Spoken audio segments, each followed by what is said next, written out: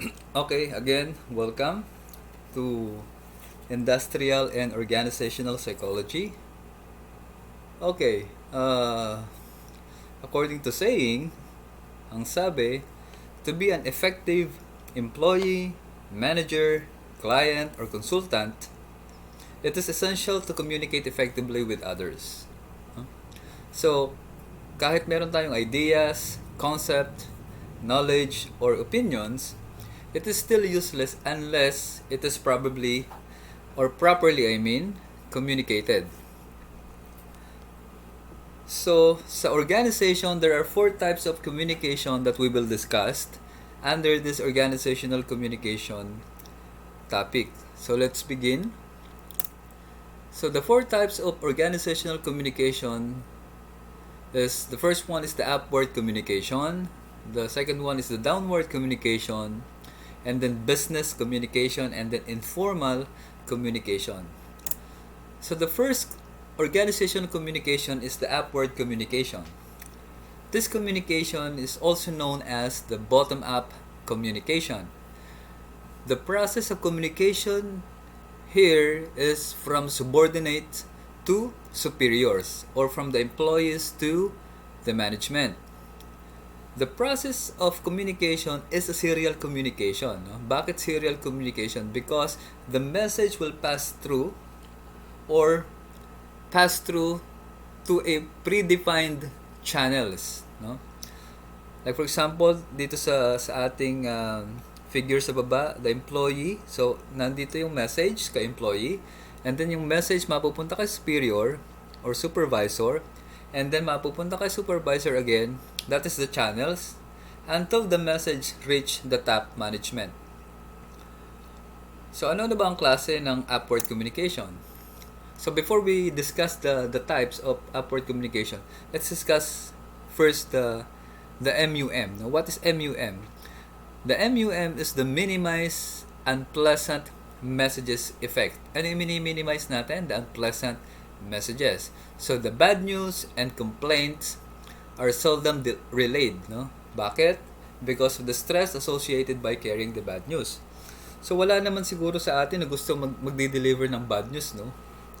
Or the complaint. So, ito yung nami-minimize. Ito yung mga hindi masyadong nakakadating sa top management or we are reluctant to deliver such news. So, here is the sample or the types of upward communication. The first one is the attitude survey.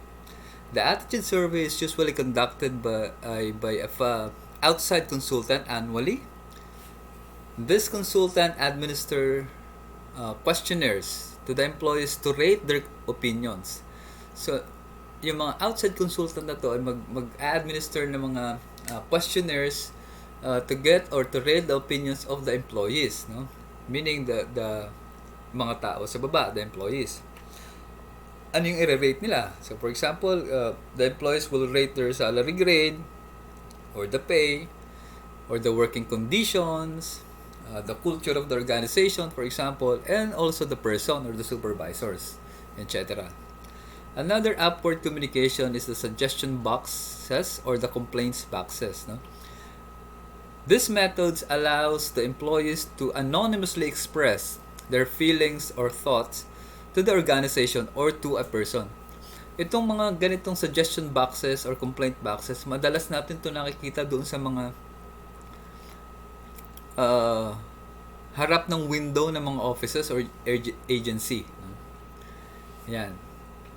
So the next one is the third party facilitators. So dito naman this is a neutral person. Yung nagkakandak ng nagpa-facilitate nito is a neutral person such as liaison officers or ombudsman. The liaison officers or the ombudsman they're the one to take the complaints and suggestions and personally working with the management to find solution that is acceptable to both parties, no? The employees and the management. So, neutral sila, ombudsman. So, nakikipag-communicate sila and finding a solution to the problem that is acceptable to both parties. No? And also, part of upward communication is the focus group discussion and the exit interviews. So the next one types of organizational communication is the downward communication. Kung kanina upward communication, ito naman downward communication or also known as the top-down communication. So the process of communication here is from the superior to subordinates or from the management to the employees. It is considered also as the key method of communication within the organization. Why? No? Kasi class, sabi natin, no? The downward communication is the communication of superior to subordinates. So meaning, this is a key method of communication within the organization. Kasi like for example, the policies, anong status ng company, anong changes sa company, so ano yung mga bago, ano yung nangyayari, ano yung policies, ano yung etc. na lahat na dapat malaman ng empleyado to smoothly operate the organization. Nandito siya sa downward communication. So ano-ano ang klase ng downward communication? The first one is the bulletin boards. The bulletin boards is used to communicate a non-work-related opportunities like for example, scholarships, optional meetings, lost and found, or items for sales, or etc. The policy manuals naman, ito yung sinasabi natin kanina, this is a very nice example, kaya naging key method ng communication within the organization is this, the policy manual. The policy manual contains all the rules under which employees must operate. The policy manuals is specific and lengthy. So mahaba ito, makapal siya. Pero detailed yung mga nakasulat dito. So the other one is the employee's handbook. The employee's handbook is the summarized version of the policy manuals. Kaya lang, yung employee's handbook contains the most essential policies and rules lamang. No? Hindi katulad sa policy manuals that really specific yung mga nakasulat. Hindi katulad sa employee's handbook na ano lang ang essentials, no? ng mga policies and rules. So yung newsletters also is a part of downward communication, and newsletters was designed to boost the morale of the employees. Actually ginagamit ito to celebrate the achievements of the employees or the organization, etc. etc. No? Now, for example, happy events, introducing new employees, changes about the organization, and also the intranet. Now, the intranet is an organizational wide version of internet. Intranets actually can replace the bulletin boards, the newsletters, and the manuals, and it is less expensive. So yung access dito sa intranet, kung sino lang yung nasa organization, kasi actually binibigyan to ng it requires you to log in using your, for example, company ID.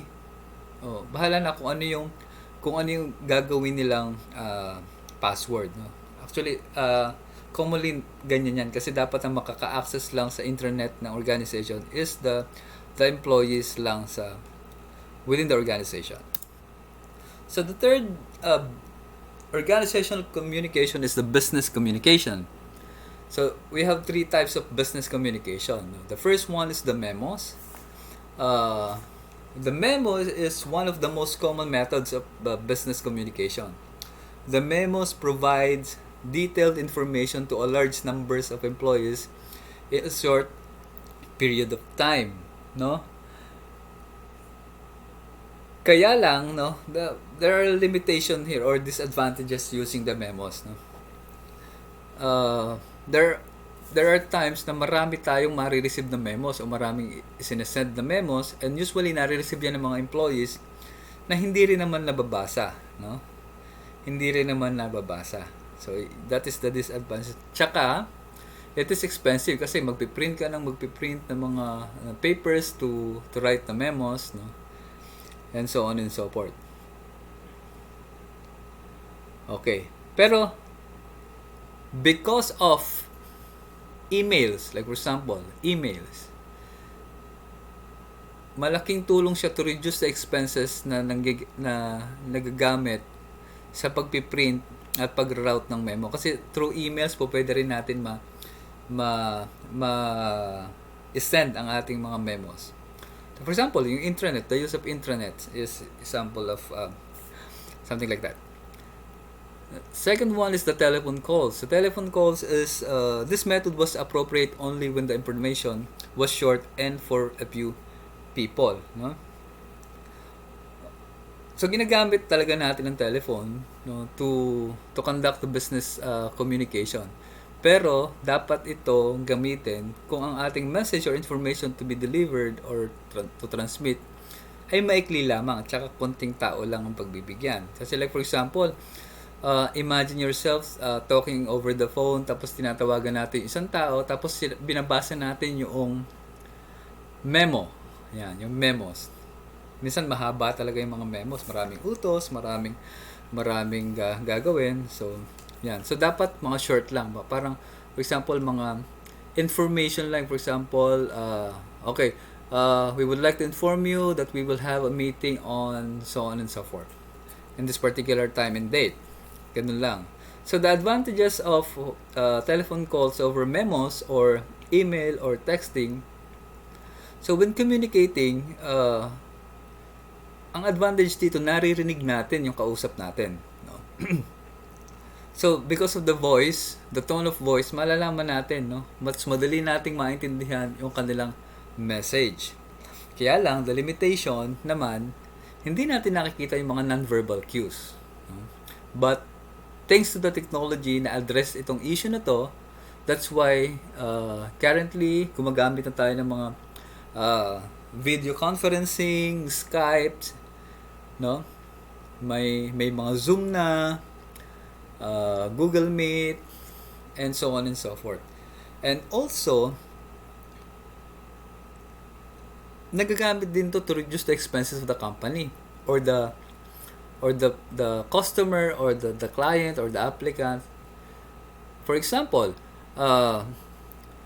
you're going to interview one applicant or applicants, tas malayo sila. So, through video conferencing, pwede rin natin silang ma-interview, no? Hindi na natin sila kailangan papuntahin sa company. Like for example, you're living in the Mindanao, tapos ang interview is sa Luzon. So, parang napaka-hassle kung pupunta pa siya from Mindanao to Luzon. But through video conferencing, it is possible, no? Less expensive, nakikita rin natin ang kausap natin, and also nakikita rin natin mga non-verbal cues. So other business communication types is the email or voicemail. So this is primarily used to exchange general and or timely information and ask questions. It can reduce the compilation of papers like the memos and letters and helps to avoid the small talks when communicating by phone. Oo, no? Pag nakipag-usap ka over the phone, may kumustahan pa yan. Kumusta ka? O, nandiyan ba si ganito? Uy, tsaka kasi ganito pala, ganyan. So, yung mga small talks na ganon ay naiiwasan, no? Again, the business communication is the transmission of communication of business-related information among employees, management, and customers. So, ito nga yan, mga memos, telephone calls, and email or voicemail. So the fourth types of organizational communication is the informal communication. Informal communication is the communication among employees in an organization that is not directly related to the fulfillment or completion of an organizational task. No? This informal communication is called the grapevine communication that can be traced back to the Civil War when loosely hung telephone wires resembled grapevines. Class, kung ipipicture out mo o i-imaginein mo yung mga wire na buhol-buhol, tapos nakabagsak lang siyang gano'n, nakahang siya sa table. So yun yung nakita nila na para daw siyang mga vines ng ubas. So doon nila ikinonect itong informal communication. And informal communication, the communication across the line was often distorted, no? Kasi magulo nga, no? sa labat. So nadi-distort daw yung message. So there are types of grapevine communication. No? The first one is the single-strand grapevine. The second is the gossip. The third is the probability, and the fourth is the cluster. So the single-strand grapevine, the message is passed and received by a single unit. By a single unit or one employee, single employee, and pass it to another employee until the message is received by everyone or someone. Like for example, dito sa picture, Carmela, this is the source of the message. Tapos the message ipinas niya or binigay niya kay Ana. And then si Ana naman ang nagbigay kay Neil until the message is received by everyone within the company or the message is received by someone. So, isang linya lang talaga siya. That's why single-strand grapevine. The second one is the gossip. No? Sa gossip naman, only one person passes the message to select group of people. Select group of people. But not everyone has a chance to receive the message. So, tingnan nyo itong figure. So, Carmela, siya lang Carmela is only the person to passes the message to a select group of people. Pero hindi lahat ng message na to ay matatanggap na ibang tao within the organization. The third one is the probability grapevine. The message passes to a few other employees and pass the message along to other employees randomly. So ito nga, inilagay natin dito probability, no? So may nagbigay ng message to a few other employees and then this message will be passed along to other employees randomly. So pwede kung sino makakasalubong nito, kung sino makatabi, then the information will most likely to be passed or transmitted. And then the last one is the cluster. The message passes to a few select employees and then in turn tell to other few select others also. So few select employees. So you're going to select a few employees and then this few select employees will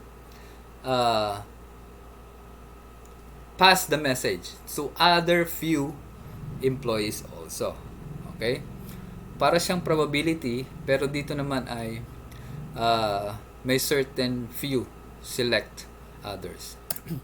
So, pag pinag-usapan natin sa informal communication, transmission of information, ano nga bang nata-transmit? What types of information? So, we have two types of information, the gossip and the rumor. The gossip is primarily about individuals and the content of the message lacks significance to the people gossiping. Ano ibig sabihin nito? So, pinag-uusapan lang isang tao, yung content ng message ay para sa isang tao, pero yung nagdi-deliver ng message, wala naman siyang significance doon, wala siyang kinalaman. Chismis na chismis lang talaga.